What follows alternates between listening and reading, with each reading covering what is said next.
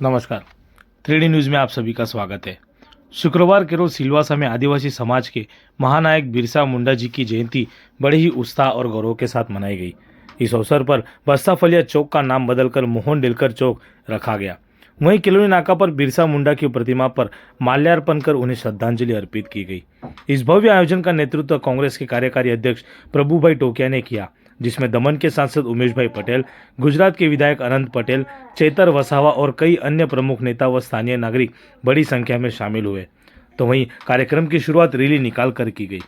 Rally के बाद किलोनी नाका पर बिरसा मुंडा की प्रतिमा का पूजन और माल्यार्पण किया गया। आदिवासी समाज के लिए धरती आबा कहे जाने वाले बिरसा मुंडा को याद करते हुए उनके संघर्षों और बलिदान को नमन किया गया। इस दौरान आदिवासी संगठनों और स्थानीय लोगों ने उनकी विरासत को सहेजने और उनके सपनों को साकार करने का प्रण लिया। जनसभा में उपस्थित नेताओं ने आदिवासी समाज के सामने आने वाली समस्याओं पर चिंता व्यक्त की और उनके समाधान के लिए ठोस कदम उठाने का आश्वासन दिया। इस अवसर पर आदिवासी समाज ने अपने अधिकारों और परंपराओं की रक्षा के लिए एकजुट रहने का संदेश दिया। यह संकल्प लिया गया कि बिरसा मुंडा की जयंती हर वर्ष इसी उत्साह के साथ मनाई जाएगी, ताकि उनकी शिक्षाओं और आदर्शों को आने वाली पीढ़ियों तक पहुंचाया जा सके। बिरसा मुंडा जयंती का यह आयोजन न केवल आदिवासी समाज के संघर्षों और गौरव का प्रतीक बना, बल्कि हर व्यक्ति को उनके जीवन से प्रेरणा लेने का संदेश भी दिया। प्रशासक प्रफुल्ल पटेल मुर्दाबाद, प्रशासक प्रफुल्ल पटेल मुर्दाबाद।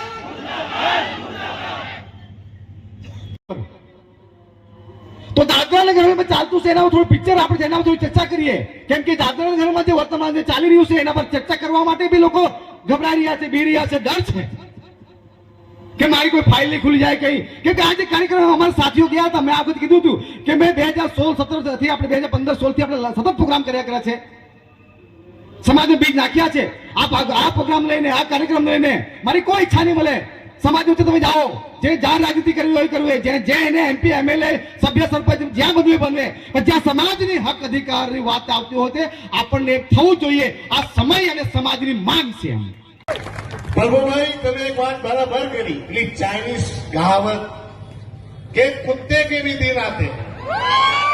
સાલું સાચું આપણા પ્રદેશમાં કૂતરાના દિવસો ચાલ્યા છે। વાત સાચી ભાઈ, અમે આ ગુજરાતના હિંમતનગર થી કૂતરો આવેલો એનું વાત ચાલતું છે। કહેવતમાં કોઈ ખામી नहीं हुए कि कुत्ते के भी दिन आते हैं, पर कुत्ते को पता होना चाहिए कि जिस दिन तेरा बाप शेर आ जाएगा, कुत्ता तेरा क्या हाल होगा। મારે તો તમને વધારે કઈ કહેવાનું નથી, જેટલું પણ બોલવાનું હતું એ મારા મિત્રો ભૂલી ગયા। આજે જ્યારે રાષ્ટ્રીય જનજાતિ ગૌરવ દિવસના નામ પર ભારત સરકાર વિવિધ કાર્યક્રમો કરી રહી છે, પરંતુ અમારા મિત્રે એક વાત સરસ કરી કે અમને રાષ્ટ્રીય જનજાતિ ગૌરવ દિવસ નહીં કહો, એમને સંપૂર્ણ ક્રાંતિ દિવસ કહો, કેમ કે હવે ક્રાંતિની જરૂર છે આ પ્રદેશમાં।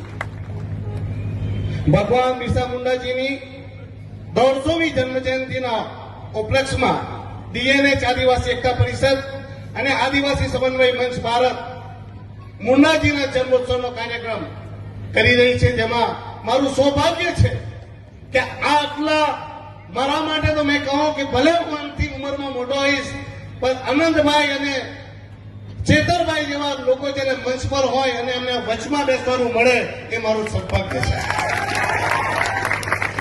ત્યારે આ મંચ પર મારા માટે તો હંમેશા મારા ભાઈ સમાન રહ્યા આનંદભાઈ, એમને હું પહેલાથી જ એક ક્રાંતિકારી નેતા તરીકે અને મારા આઈડિયલ તરીકે ફોલો કરતો આવ્યો છું। તેવા મંચ પર આનંદભાઈ, ચેતરભાઈને મળવાની ઘણી મને ઈચ્છા હતી।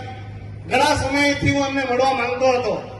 ઘણી વાર એમની વાતો સાંભળી મને લાગતું હતું કે એક દિવસ આ યુવાનને પણ મળવું જોઈએ, કેમ કે એની પણ વિચારસરણી, એની પણ વિચારધારા આપણા જેવી જ છે।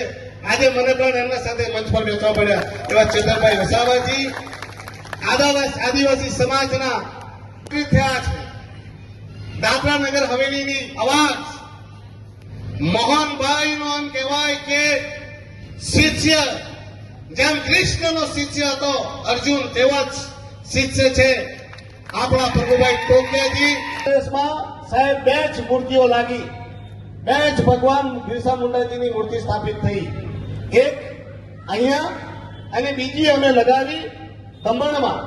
અને બંને મૂર્તિઓને સ્થાપિત કરવા માટે હું ત્યાં હાજર હતો અને એમના માટે મારું પણ સમર્પણ રહ્યું. એ મારા માટે પરમ સૌભાગ્યની વાત છે. લાગ્યું કે મૂર્તિ નહીં લગાવવાની, અમે કીધું કે મૂર્તિ લગાવશું, લગાવીને જ રહીશું. તમારે જે તોડવું હોય તે તોડી લો.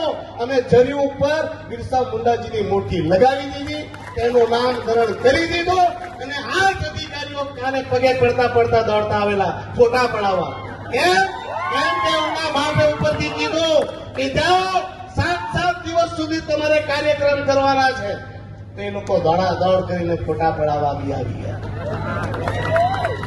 અરે તમે નક્કી નહીં કરતા, તમે પ્રશાસનમાં બેસેલા અધિકારી નક્કી કરશો કે અમારા પ્રદેશમાં, અમારા ગામમાં કોની મૂર્તિ લગાવવાની અને કોની પૂજા કરવાની. અમે તમને પૂછીને લગાવશું. શું તમને પૂછીને અમે પૂજા કરશું?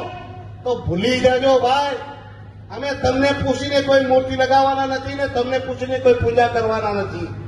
આ અમારો પ્રદેશ છે ને અમારા ભગવાનની મૂર્તિ લગાવી, અમારા નેતાઓની મૂર્તિ લગાવી અમે ત્યાં કરશું, તમે નહીં.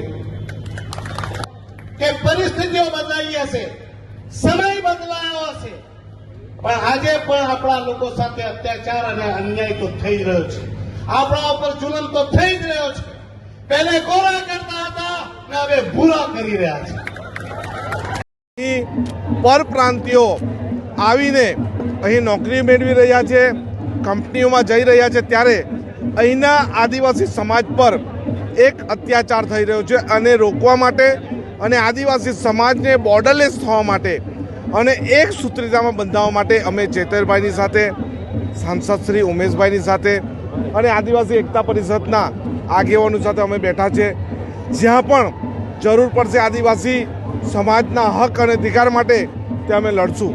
પરંતુ અહીં કોઈ અત્યાચાર થશે, અહીંના પ્રશાસક દ્વારા અત્યાચાર થશે, એ અમે ચલાવવાના નથી. અમે ક્રાંતિકારી બિરસા મુંડાજીના રસ્તા પર ચાલવાવાળા છે.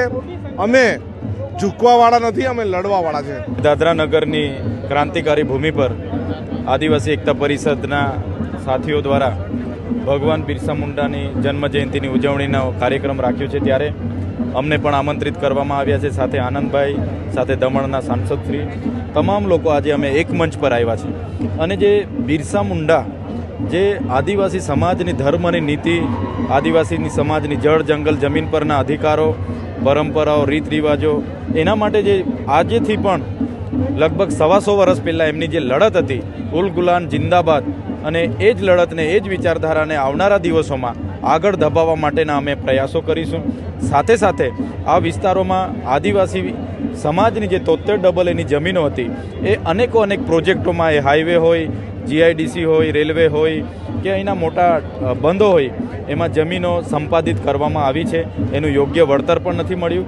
સાથે અહીંના સ્થાનિક યુવાનોને અહીંની સ્થાનિક જીઆઈડીસીઓમાં રોજગારી મળવી જોઈએ, તે પણ મળી નથી રહી અને દાળિયા મજૂર તરીકે એમનું શોષણ થાય છે.